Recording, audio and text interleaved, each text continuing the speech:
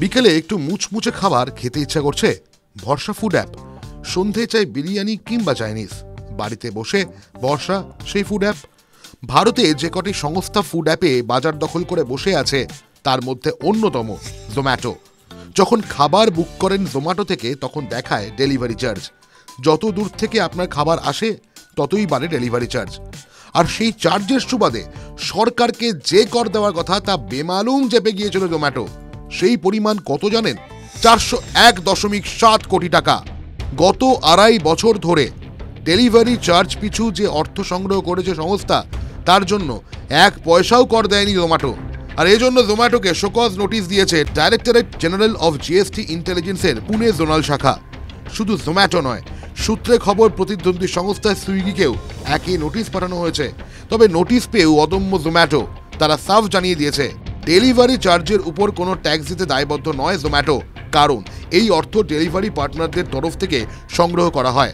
এছাড়া পারস্পরিক সম্মতিতে হওয়া চুক্তির শর্তাবলী অনুযায়ী ডেলিভারি পার্টনাররা গ্রাহকদের ডেলিভারি পরিষেবা প্রদান করেন, সংস্থাকে নয়। বহিরাগত আইনি এবং কর উপদেষ্টারাও এই কথাই বলছেন। কারণ দর্শানোর নোটিশের উপযুক্ত প্রতিক্রিয়া দাখিল করা হবে সংস্থার পক্ষ থেকে। 26শে ডিসেম্বর এই নোটিশ দিয়েছে জিএসটি ইন্টেলিজেন্স। নোটিশ অনুযায়ী 2019 সালের 29শে অক্টোবর থেকে 2022 সালের 31শে মার্চের মধ্যে ডেলিভারি চার্জ পিছু কোনো কর দেয়নি জোম্যাটো। জরিমানা সহ ফাঁকি দেওয়া এই করের পরিমাণ 401.7 কোটি টাকা।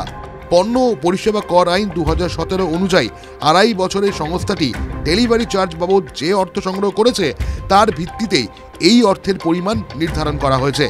নোটিশে জানতে চাওয়া হয়েছে এই পরিমাণ অর্থ প্রদান ফাঁকির জন্য কেন জোম্যাটোকে দায়বদ্ধ করা হবে না।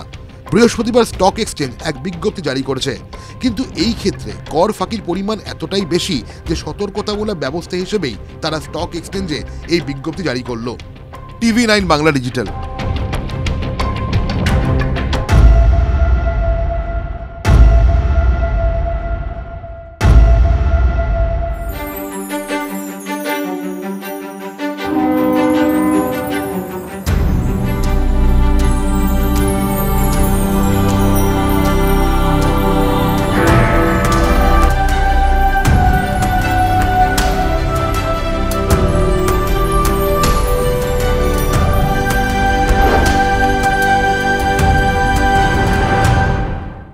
ভারতের সবচেয়ে বড় নিউজ নেটওয়ার্ক TV9 আর আমরা TV9 বাংলা। তোলপাড় করা সব খবর, সবাই বলে কি হলো, আমরা বলি কেন হলো।